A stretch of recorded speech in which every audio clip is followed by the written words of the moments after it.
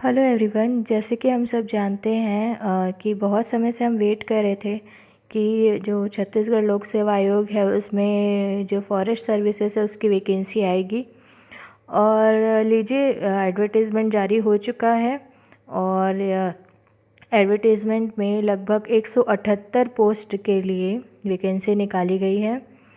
और हम देखते हैं आगे कि क्या क्या इम्पोर्टेंट चेंजेस है उसमें किए गए हैं, क्या क्या परिवर्तन किए गए हैं, किस तरीके से आप जो ऑनलाइन फॉर्म है उसको फिल कर पाएंगे, सिलेबस क्या है, एग्ज़ाम कब होगा और एग्ज़ाम के लिए आपको स्ट्रेटजी क्या रखना चाहिए, और ये सब एनालिसिस एक्सेट्रा हम करेंगे, इसका विश्लेषण करेंगे और तैयारी कैसे करनी है ये भी मैं बताऊंगी आपको। और साथ ही इसमें जो भी टॉपिक्स हैं सिलेबस वाइज उसको मैं ये मेरा जो चैनल है जिसमें आप ये अभी वीडियो देख रहे हैं उस पर अपडेट करते जाऊंगी। ऑलरेडी बायो के लगभग 35 से ज़्यादा लेक्चर मैं कवर कर चुकी हूँ। अगर आप सिलेबस उठा कर के देखें तो समहाउ उसमें जितने भी टॉपिक्स हैं सारे रिलेटेड हैं, आप अभी से उसको पढ़ना स्टार्ट कर सकते हैं। साथ ही बाकी जो सब्जेक्ट हैं जैसे कि फ़िज़िक्स केमिस्ट्री हो गया, इन्वामेंट ऑलरेडी चल रहा है, फ़िज़िक्स केमिस्ट्री और एग्रीकल्चर जो नया टॉपिक जुड़ा है उसका भी मैं रेगुलरली टॉपिक वाइज वीडियो बनाते जाऊंगी, तो आपकी लगभग जो पूरी तैयारी है वो इसी चैनल के थ्रू हो जाएगी। तो आइए देखते हैं कि क्या है एडवर्टाइजमेंट में, कब आपको फॉर्म फिल करना है, एक्सेट्रा सिलेबस में क्या चेंज हुआ है, सारा कुछ हम देखेंगे और एलिजिबिलिटी क्या है, अहर्ताएँ क्या है, वो सारा कुछ हम देखेंगे।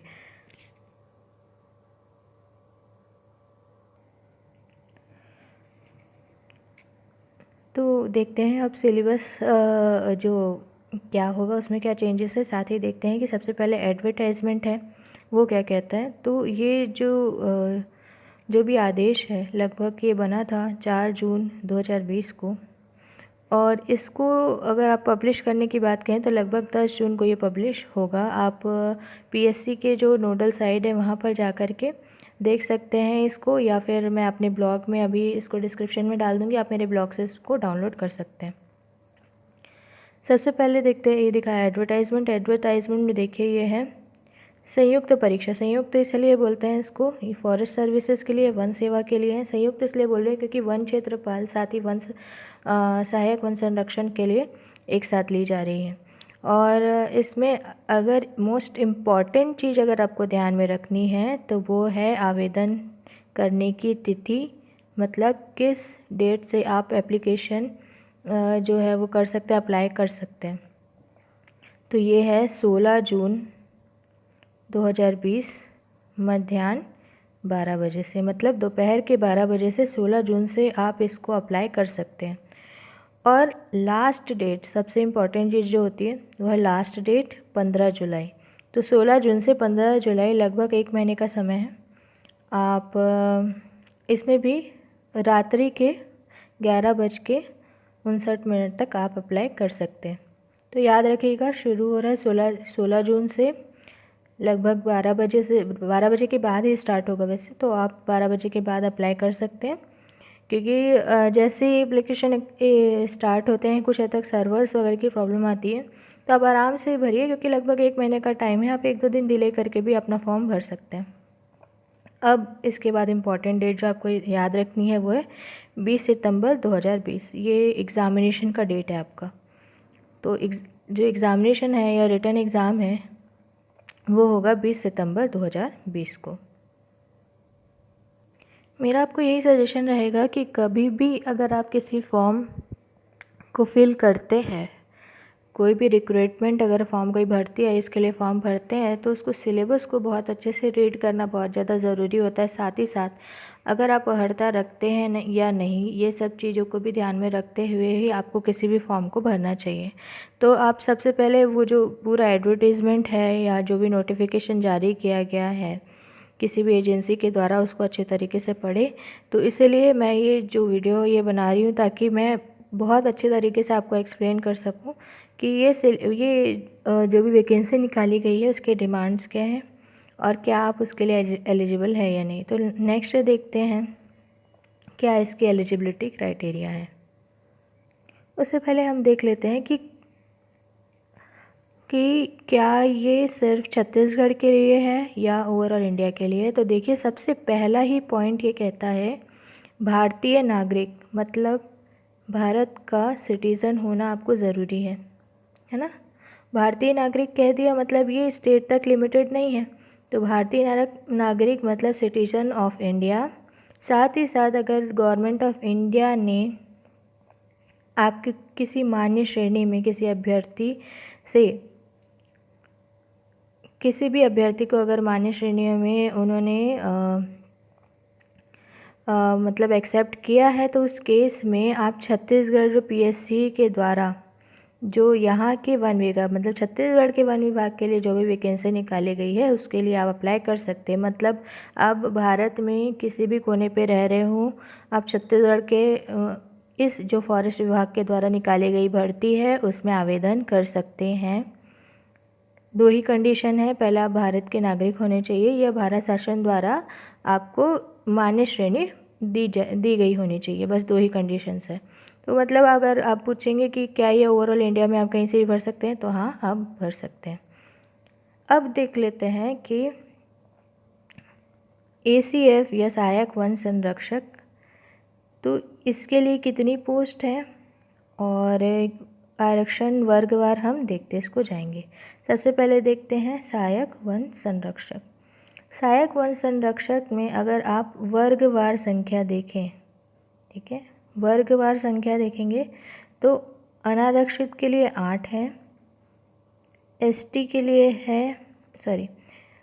के लिए 3 पोस्ट है जिसको अनुसूचित जाति कहते हैं। अनुसूचित जनजाति मतलब ST के लिए है 6 पोस्ट जिसमें बैकलॉग में 2 है। देखिए नीचे में दिया है बैकलॉग मतलब पुरानी अगर वैकेंसी जो पद है वो खाली है तो उसके लिए ये दिया होता है बैकलॉग, ठीक है। ये देखिए इसमें लिखा है सहायक वन संरक्षण ACF में बैकलॉग नीचे में लिखा हुआ है, ऊपर में है ये बैकलॉग की नई वैकेंसीज है। तो ऊपर में देखिए ये अनारक्षित के लिए हमको क्या दिख रहा है, तो अनारक्षित को लिए हमको लगभग दिख रही है 8 पोस्ट और बैकलॉग में कोई भी नहीं है। साथ ही अब देखते हैं अनुसूचित जाति या SC के लिए 3 पोस्ट है। फिर अनुसूचित जनजाति के लिए यहाँ पर आपको मिल रही है 6 पोस्ट और बैकलॉग में मिल रही है आपको 2 पोस्ट, लगभग 8 पोस्ट आपको मिल रही है। फिर देख लेते हैं अन्य पिछड़ा वर्ग या जिसको हम कहते हैं OBC के लिए अब है 2 पोस्ट। OBC के लिए 2 पोस्ट है जो नई भर्ती आई है उसके लिए, ठीक है। अब देख लेते हैं कि केवल छत्तीसगढ़ के स्थानीय निवासी, ये देखिए ये जो टर्म लिखा हुआ है ना यहाँ पर, केवल छत्तीसगढ़ के स्थानीय निवासी। अभी ये जो मैं आपको बताने वाली ये वाला कॉलम, ये आरक्षण होता है सिर्फ यहाँ के निवासियों के लिए। तो इसमें हमको देखने को मिलेगा कि लगभग अनुसूचित जाति के लिए लगभग यहाँ पर 5 पोस्ट आपको मिलती है। वैसे ही ST के लिए आपको लगभग ST के लिए लगभग 15 पोस्ट और जो OBC है उसके लिए 6 पोस्ट। और ये भी देखिए छत्तीसगढ़ के आप स्थानीय निवासी होने चाहिए, साथ ही साथ महिलाओं के लिए बस ये आरक्षित है। अब देखिए नेक्स्ट देखते हैं, ये वाला कॉलम तो बिल्कुल एम्प्टी है, फिर भी मैं बता देती हूँ कॉलम क्या कह रहा है।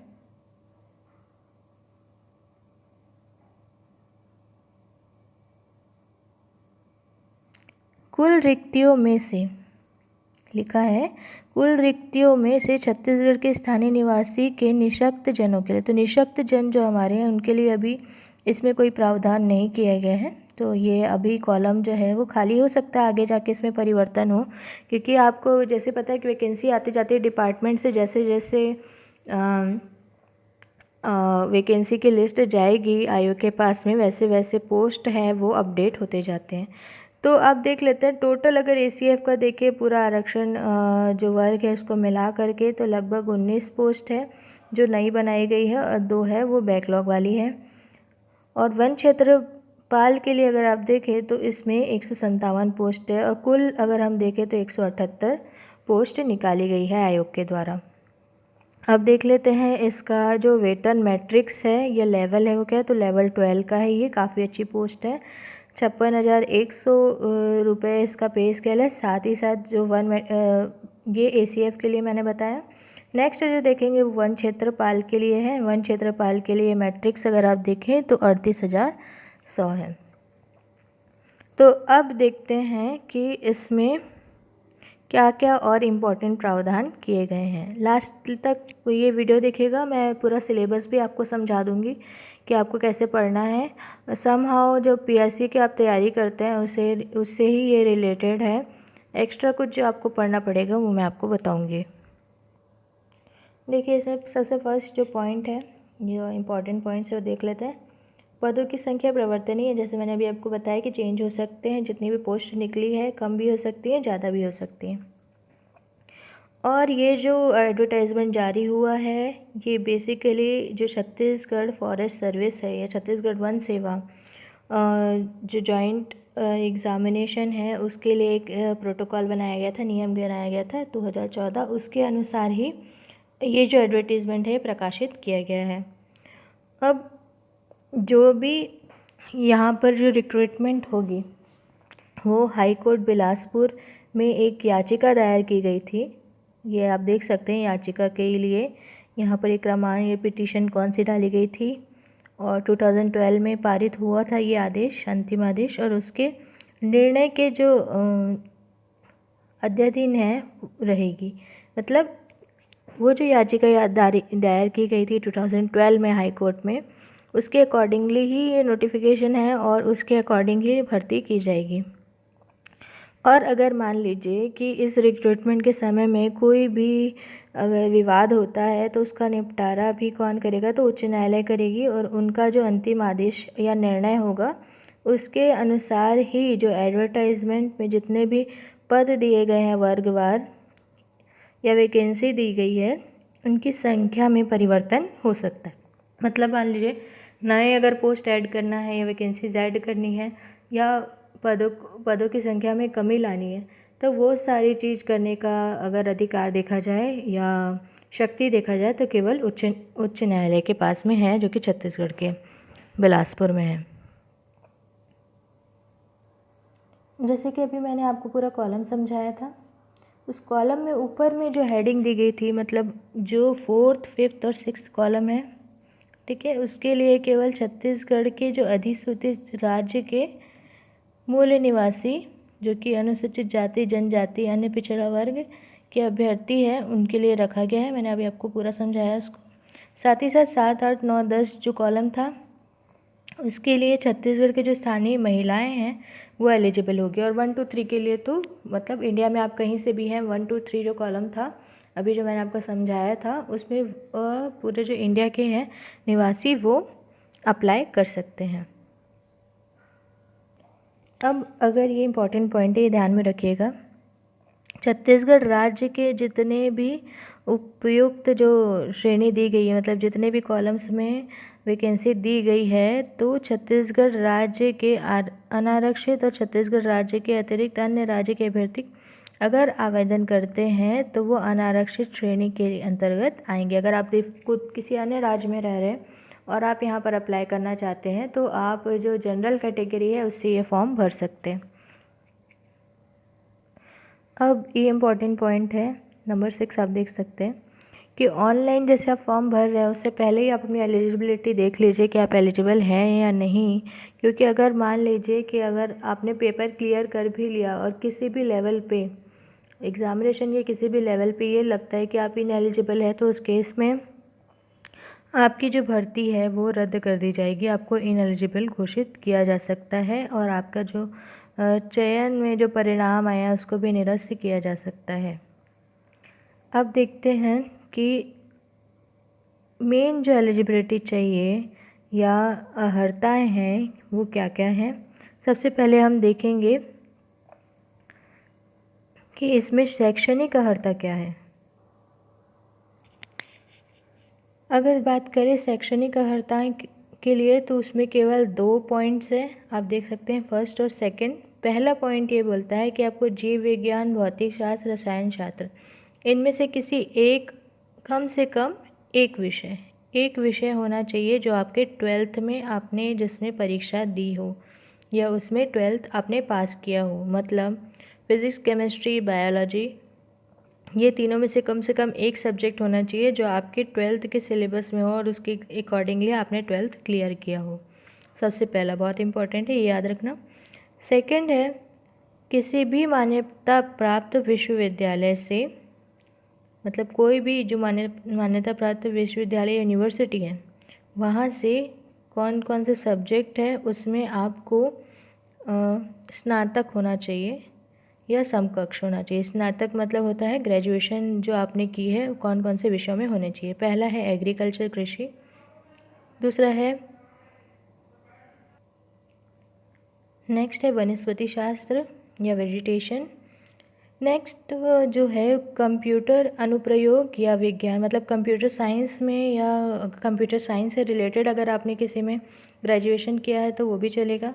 साथ है पर्यावरण एनवायरमेंटल साइंस, पर्यावरण विज्ञान। वानिकी मतलब होता है फॉरेस्ट्री। भू विज्ञान, जियोलॉजिकल साइंस। साथ ही बागवानी, बागवानी होता है हॉर्टिकल्चर। देन मैथ्स, स्टैटिक्स, गणित, सांख्यिकी, फिज़िक्स, भौतिकी, पशु विज्ञान मतलब एनिमल साइंस, और प्राणी शास्त्र। ये सारे अगर क्षेत्र में अगर आपने कम से कम एक विषय में, किसी एक विषय में अगर आप ग्रेजुएट होते हैं या समकक्ष होते हैं, या फिर ये एक और चीज़ है अभियांत्रिकी मतलब इंजीनियरिंग या टेक्नोलॉजी, इसमें से भी अगर किसी भी ब्रांच के आप हैं इंजीनियरिंग के, अभियांत्रिकी याद रखिए, इंजीनियरिंग और टेक्नोलॉजी के अगर आप किसी भी ब्रांच के हैं तो आप अप्लाई कर सकते हैं। शैक्षणिक हमने देख लिया। अब देखते हैं कि आपका शारीरिक मापदंड है, न्यूनतम जो है वो क्या होना चाहिए इस पोस्ट के लिए अप्लाई करने के लिए। पहले देख लेते हैं हाइट, है ना। हाइट में देखेंगे तो अगर आप अनारक्षित, अनुसूचित जाति या अन्य पिछड़ा वर्ग, ये हाइट क्राइटेरिया तीनों के लिए है, ठीक है। General, ST, SC, sorry, general, SC और ओबीसी के लिए है ये हाइट के क्राइटेरिया। और देखिए एसटी के लिए नीचे में दिया हुआ है, तो आप जनरल कैटेगरी, जनरल के हैं या एससी के हैं या ओबीसी के लिए हैं, तो उस केस में आपको, आपकी अगर आप मेल है तो इनकी हाइट कितनी होनी चाहिए, मिनिमम 163 या 163 सेंटीमीटर होनी चाहिए। अगर महिला हैं तो 150 सेंटीमीटर की होनी चाहिए। अब देखिए जो सेकंड है पॉइंट वो किसके लिए बता रहा है हाइट, तो ये एसटी के लिए बता रहे हैं ना, सेकंड पॉइंट है एसटी के लिए। तो एसटी में 152 सेंटीमीटर पुरुषों के लिए रखा गया है मिनिमम, और महिलाओं के लिए रखा गया है 145 सेंटीमीटर। अब नेक्स्ट आता है चेस्ट, सीना। अगर देखा जाए तो वो पुरुषों के लिए जो लिमिट तय की गई है, मतलब मिनिमम होना चाहिए 79 सेंटीमीटर और महिलाओं के लिए 74 सेंटीमीटर। और जब आप एक्सटेंड करेंगे उसको तो उस कंडीशन में आपका एक्सटेंशन का जो रेंज है वो लगभग 5 सेंटीमीटर का होना चाहिए पुरुषों के लिए, और महिलाओं के लिए भी सेम है 5 सेंटीमीटर का। इसके साथ साथ ही आपकी एक और एग्ज़ामिनेशन है वो होगी, वो शारीरिक क्षमता के लिए होगा। लगभग 4 घंटा 4 आवर्स जो है आपकी वॉकिंग जो है वो करवाई जाएगी। पुरुषों के लिए लगभग जो वॉकिंग करवाई जाएगी वो 26 किलोमीटर की है और महिलाओं के लिए 16 किलोमीटर की है। अब मान लीजिए आपने जो एग्ज़ाम है वो क्लियर कर लिया, आप की जो शारीरिक क्षमता है परीक्षण वो भी हो गई। उसके बाद में जब आप वहाँ पर रिक्रूट किया जाएगा आपको, तो लगभग 2 वर्ष की जो परीक्षा अवधि रहती है उस पर की जाएगी। इसका मतलब है कि भले ही ये जो वैकेंसी है ये परमानेंट आपकी पोस्टिंग के लिए है, लेकिन 2 वर्षों तक देखा जाएगा कि आप जो ड्यूटीज़ आपको दी गई है वो आप सही तरीके से कर रहे हैं क्या नहीं, या वर्किंग एनवायरनमेंट में आपका परफॉर्मेंस कैसा है। उस हिसाब से 2 वर्ष की परिवीक्षा अवधि होती है। अगर इस 2 वर्षों में आपका परफॉर्मेंस अच्छा रहता है और आपका जो बिहेवियर है वो देखा जाएगा, साथ ही साथ वर्किंग एनवायरनमेंट आपका कैसा है वो देखा जाएगा। अगर ये सब सही रहा तो आप परमानेंट हो जाएंगे। अब जो मोस्ट इम्पॉर्टेंट पार्ट आता है वो है सिलेबस। चलिए देखते हैं कि सिलेबस क्या है। सिलेबस के पहले देख लेते हैं कि और जो इम्पोर्टेंट पॉइंट्स है वो क्या है, क्योंकि मैं नहीं चाहती कि कोई भी पॉइंट आपसे छूट जाए। तो ये महत्वपूर्ण नोट में दिया हुआ है, इम्पोर्टेंट नोट है ये। तो अगर आप एस्पिरेंट है, एप्लीकेंट है, एजुकेशनल जो भी एलिजिबिलिटी आप रखते हैं या एक्सपीरियंस रखते हैं, तो आवेदन करने की जो निर्धारित अंतिम तिथि दी गई है उसमें ही आपको ये सब घोषित करने की ज़रूरत है। मतलब जो भी आपके पास एक्सपीरियंस है एक्सेट्रा वो अपने ऑनलाइन फॉर्म में आपको भरना है। नेक्स्ट देखते हैं कि अगर आप ऑनलाइन आवेदन कर रहे हैं तो उस समय आपको कोई भी प्रमाण पत्र है या कोई भी सर्टिफिकेट है उसको लगाने की आवश्यकता नहीं है। अगर आपके लिए मैंने जैसे बताया था एलिजिबिलिटी की 2 टाइप की एलिजिबिलिटी, शैक्षणिक वो बता चुकी हूँ, साथ ही साथ हाइट से और चेस्ट से रिलेटेड एलिजिबिलिटी वो बता चुकी हूँ, है ना। तो वो सारे के अलावा आपको कोई भी सर्टिफिकेट इसमें लगाने की आवश्यकता नहीं है। अब देखिए ये भी इम्पॉर्टेंट है। अगर आपकी एज की बात करें तो 1/1/2020 तक लगभग न्यूनतम आपकी एज जो है वो 21 वर्ष की होनी चाहिए, 21 ईयर्स की होनी चाहिए। और मैक्सिमम अगर एज देखा जाए तो 30 वर्ष की होना चाहिए अगर आप भारत के नागरिक हैं तो। और इसमें एक कंडीशन है कि अगर आप छत्तीसगढ़ के स्थानीय निवासी है, मतलब मेन जो छत्तीसगढ़ में रहते हैं, तो यहाँ के मूल निवासियों के अभ्यर्थी हैं उनकी जो आयु सीमा है वो 30 वर्ष के स्थान पर 40 वर्ष, मतलब जो मैक्सिमम सीमा है वो 10 वर्ष एक्स्ट्रा दी गई है, 10 ईयर ज़्यादा दी गई है जो छत्तीसगढ़ के रहने वाले हैं या छत्तीसगढ़ के निवासी हैं उन लोगों को। अब देखिए जो आयु सीमा है अगर उसमें चेंजेस होंगे तो छत्तीसगढ़ शासन है उसमें जो सामान्य प्रशासन विभाग है उनके द्वारा समय समय पर जो भी निर्देश जारी किए जाते हैं उसके हिसाब से ही या उसके अकॉर्डिंगली ही जो भी एज में है छूट देने की जो प्रावधान होंगे उसकी पात्रता होगी।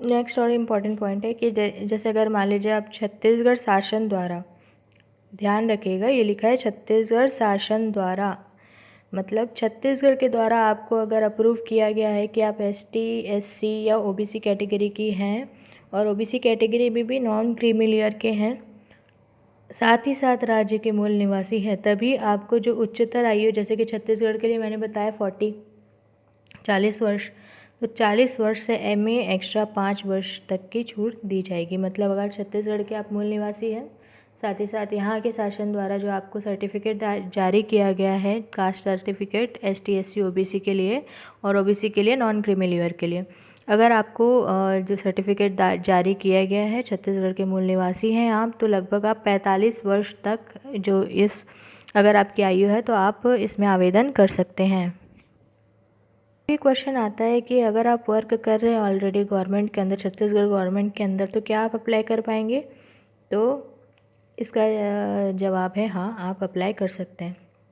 अगर आप छत्तीसगढ़ शासन के अंतर्गत परमानेंट या टेम्पररी या वर्क चार्ज या कंटिजेंसी से पेड होने वाले कर्मचारी हैं या छत्तीसगढ़ राज्य के निगम या मंडलों आदि के कर्मचारी के संबंध में अगर देखा जाए तो आयु सीमा दी गई है 38 वर्ष की। मतलब यहाँ पर जो ऑलरेडी गवर्नमेंट सेक्टर में या छत्तीसगढ़ गवर्नमेंट के अंतर्गत काम कर रहे हैं, वेदर ये वो टेम्पररी या परमानेंट है, वो भी इसमें अप्लाई कर सकते हैं।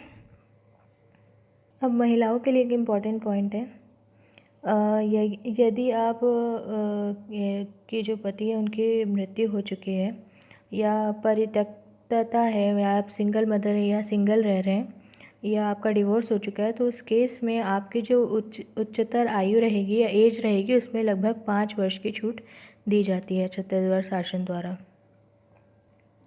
एक और इम्पॉर्टेंट पॉइंट है कि अगर आप आदिम जाति, अनुसूचित जाति, पिछड़ा वर्ग के लिए का जो कल्याण विभाग की जो इंटर कास्ट मैरिज होती है उसके प्रोत्साहन की योजना के अंतर्गत अगर आपको पुरस्कृत किया गया है किसी भी कपल को या दंपत्ति को जो कि सवर्ण सहभागी को सामान्य प्रशासन विभाग के जो ये जो ज्ञापन है या ये जो आदेश है जो कि 28 जून 1985 का है उसके संदर्भ में अगर देखें तो उसमें भी एज की इनको छूट मिली है लगभग 5 वर्ष की। छत्तीसगढ़ शासन के अंतर्गत अगर आपको छत्तीसगढ़ राज्य के द्वारा अगर आपको शहीद राजीव पांडे पुरस्कार, गुंडाधुर सम्मान, महाराजा प्रवीरचंद भंजदेव सम्मान या जो खिलाड़ी हैं या राज्य युवा पुरस्कार प्राप्त जो युवा हैं उनको भी जो उच्चतर आयु सीमा है उसमें 5 वर्ष की छूट मिलेगी। अगर आप छत्तीसगढ़ शासन के अंतर्गत छत्तीसगढ़ राज्य के अंतर्गत अगर आप संविदा में नियुक्त हैं तो उस केस में आपकी जो अधिकतम जो आयु है 38 वर्ष की सीमा तक रहेगी और जो कि आप देख सकते हैं इस आदेश के माध्यम से होगा। अब इम्पॉर्टेंट टिप्स देख लेते हैं और अब देखिए जो हमारा छत्तीसगढ़ शासन का सामान्य प्रशासन विभाग है या डिपार्टमेंट ऑफ जनरल एडमिनिस्ट्रेशन है उसके अकॉर्डिंगली अगर देखा जाए तो ये जो आदेश है जो रायपुर से निकला था 15/6/2010 उसमें जो निर्देश दिया गया था तो यहाँ के जो स्थानीय निवासी थे उनके लिए मैक्सिमम एज 35 इयर्स की थी। लेकिन जैसे कि मैंने आपको बताया है कुछ संशोधन हुआ है 2019 में उसके अनुसार अब जो स्थानीय निवासी हैं उनको 35 के स्थान पर अब 40 वर्ष तक जो आवेदन है वो कर पाएंगे और ST SC OBC के लिए जैसे मैं बता चुकी हूँ 5 वर्ष एक्स्ट्रा हो गया।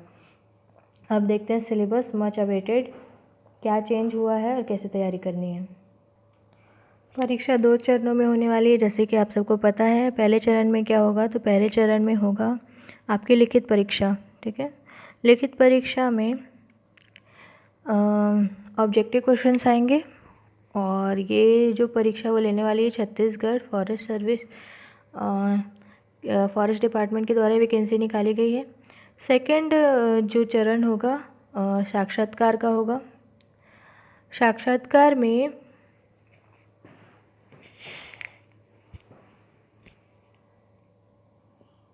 आपको मेरिट में जितना भी आपका रैंक आया मतलब पहला जो ऑब्जेक्टिव पेपर होगा उसमें जो भी आपकी रैंकिंग आई है उसके हिसाब से अलग अलग श्रेणियों के अनुसार जो जितने भी पद हैं उसके अनुसार जो अधिमान्य होगा आपको बुलाया जाएगा। मतलब पहला जो चरण है उसके 2 सब पार्ट हो गए। पहला आपका ऑब्जेक्टिव पेपर हो गया, ठीक है, जिसके हिसाब से आपकी मेरिट लिस्ट निकलेगी। उस मेरिट लिस्ट के अकॉर्डिंग आपको सेकेंड लेवल पे बुलाया जाएगा जो कि है इंटरव्यू। ठीक, अब देख लेते हैं सेकंड क्या है, लिखित परीक्षा। तो लिखित परीक्षा में आप देख लीजिए वस्तुनिष्ठ प्रकार की होगी, जैसे मैंने बताया ऑब्जेक्टिव टाइप का होगा। तो पहला जो पेपर होगा ना उसमें लगभग 150 क्वेश्चन होंगे, 2.5 घंटे का होगा और लगभग 300 मार्क्स उसमें आपको मिलेंगे। मतलब एक प्रश्न के पीछे 2 नंबर आपको मिलने वाले हैं। 1 ईच क्वेश्चन कैरीज 2 मार्क्स। तो अब ये सामान्य अध्ययन या जनरल स्टडीज़ का पेपर है, इसमें क्या क्या सब्जेक्ट होंगे तो इसमें होगा हिंदी, इंग्लिश, छत्तीसगढ़ी, ठीक है। पहला भाषा वाला पेपर है ये। सेकंड है बुद्धिमत्ता परीक्षण, विश्लेषणात्मक और तार्किक योग्यता, मतलब ये मैथ्स, रीजनिंग एक्सेट्रा से रिलेटेड है। नेक्स्ट जो पेपर होगा सेकंड पेपर वो है साइंस, टेक्नोलॉजी, एनवायरनमेंट, कृषि विज्ञान और फॉरेस्ट्री। ये सारे को मिलाकर के ये भी 2.5 घंटे का होगा। इसमें भी 150 क्वेश्चन होंगे और लगभग मैक्सिमम जो मार्क्स है वो आपके 300 मार्क्स है या 300 नंबर के लिए होगा। जैसे मैंने आपको बताया कि जो भी क्वेश्चंस होंगे वो कैसे होंगे, ऑब्जेक्टिव टाइप के होंगे, वस्तुनिष्ठ होंगे, मल्टीपल जो ऑप्शंस है उसमें दिए रहेंगे और प्रत्येक प्रश्न के लिए 4 ऑप्शंस रहेंगे ना।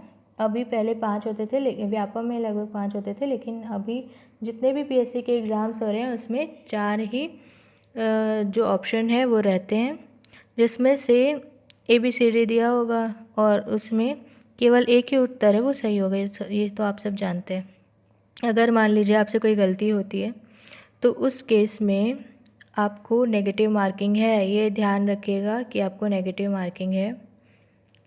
और नेगेटिव मार्किंग आपकी 33% की है। अगर मान लीजिए आपने कोई क्वेश्चन का आंसर सही, मतलब मैक्सिमम जितने भी आपने मार्क्स आपको राइट के मिले हैं, अगर मान लीजिए 2 क्वेश्चन आपने सही किए हैं तो 2 इंटू 2 मतलब हो गया 4, ठीक है, माइनस 2 इंटू 1/3 0.66 इसमें से माइनस हो जाएगा, मतलब आपको जितने मार्क्स मिले 3.33।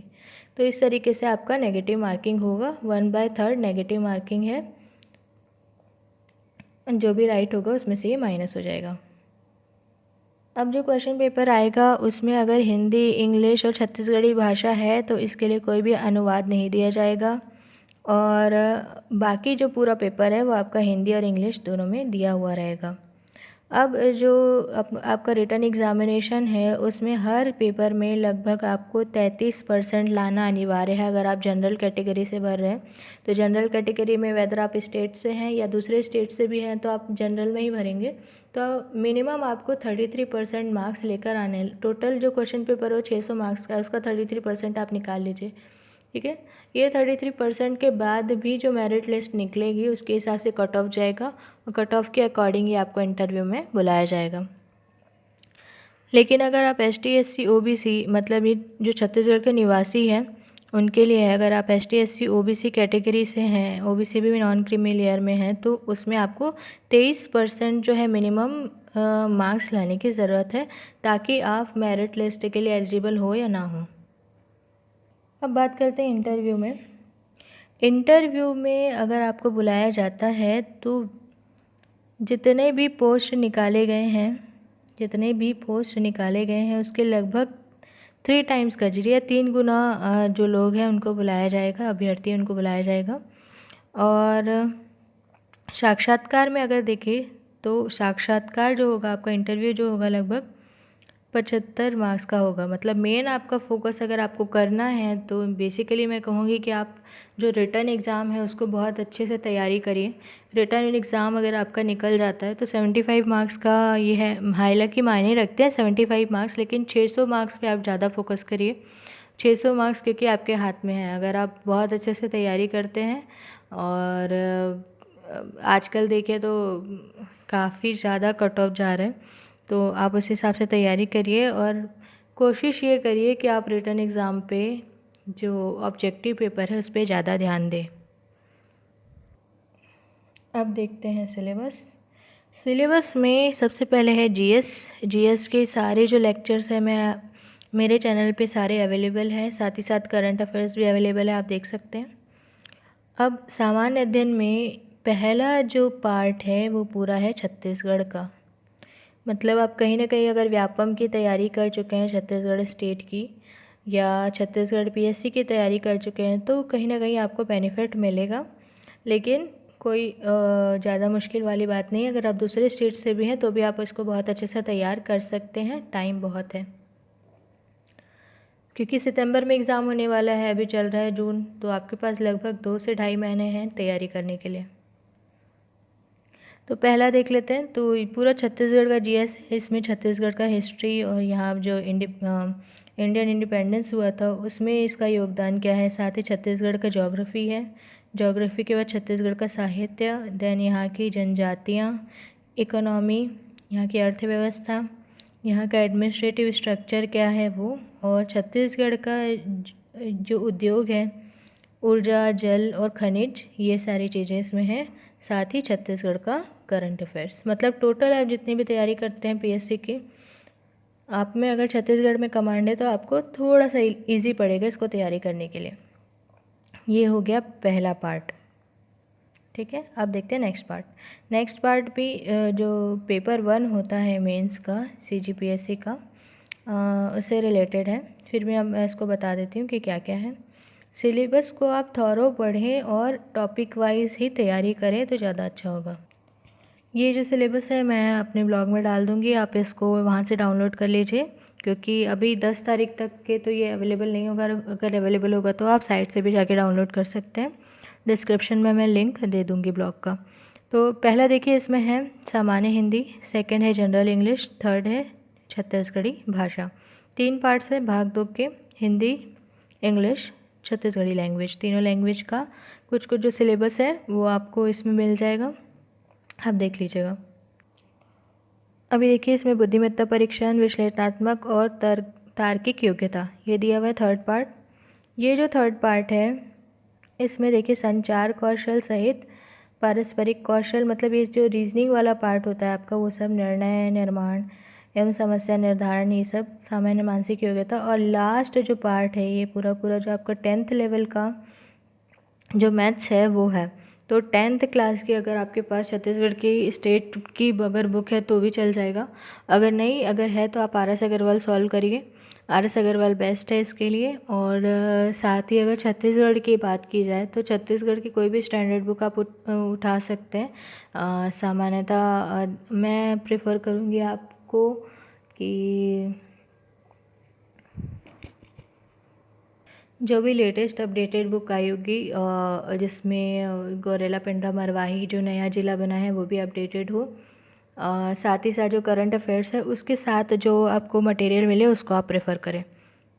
कोई भी बुक स्पेसिफिक मैं नहीं बता सकती क्योंकि सिलेबस इतना वास्ट है कि आप किसी एक बुक को फॉलो नहीं कर पाएंगे, लेकिन आप चाहते हैं कि आपका फोकस एक ही जगह बना रहे तो कोशिश रखें कि एक ही बुक को फॉलो करें, लेकिन जो जो इम्पोर्टेंट चेंजेस हुए हैं उसको आप दूसरे बुक से भी प्रेफर कर सकते हैं।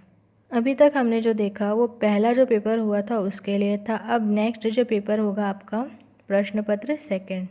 मैंने बताया था 2 प्रश्न पत्र होने वाले हैं, तो 300 मार्क्स तक के अभी जो मैंने आपको बताया वो मैं बता चुकी हूँ।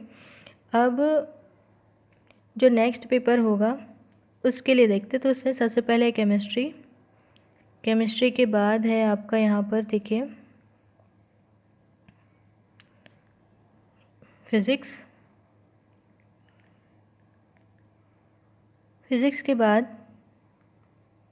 बायोलॉजी। बायोलॉजी जैसे मैं बता चुकी हूँ कि बहुत सारे लेक्चर्स मैं अपलोड कर चुकी हूँ, और इसमें अगर कोई और चेंजेस मतलब बहुत सारे टॉपिक्स हो सकता है कि अभी नहीं हुए होंगे तो उनके भी लेक्चर्स मैं डाल दूँगी। और आज से ही मैं चालू करूँगी कि जितने भी टॉपिक्स हैं सिलेबस के उसके अकॉर्डिंग ही वीडियोस में अपलोड करूँगी। कोशिश ये कीजिएगा कि आप जो भी सोर्स फॉलो कर रहे हैं उस पर स्टिक रहें, मतलब अगर आप किसी बुक को फॉलो कर रहे हैं तो बुक को ही फॉलो करें। अगर आपको ऑनलाइन हेल्प चाहिए तो आपको जिस फील्ड में हेल्प चाहिए उतना ही ऑनलाइन आप वर्क करिए। ज़रूरी नहीं है दिन भर नेट को सर्व करते रहना, इससे डिस्ट्रैक्शन ही होता है, आपकी तैयारी प्रॉपर वे में नहीं हो पाएगी। अगर आपको किसी भी एग्ज़ाम की तैयारी करनी है तो आपको डिसिप्लिन्ड रहना बहुत ज़्यादा ज़रूरी है, अनुशासन का पालन करें। मैक्सिमम कोशिश करें कि आप सोर्सेस को अपने लिमिट कर दीजिए। जो टॉपिक में डाउट है वही टॉपिक सर्च करिए, उसके बाद मोबाइल को साइड में रख दीजिए।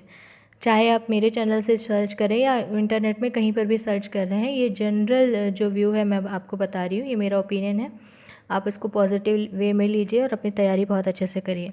नेक्स्ट देखा हमने biology, physics, chemistry, biology 3 parts हैं, और इन्वायरमेंट ये जो पार्ट थे वो पहले से ही शामिल थे।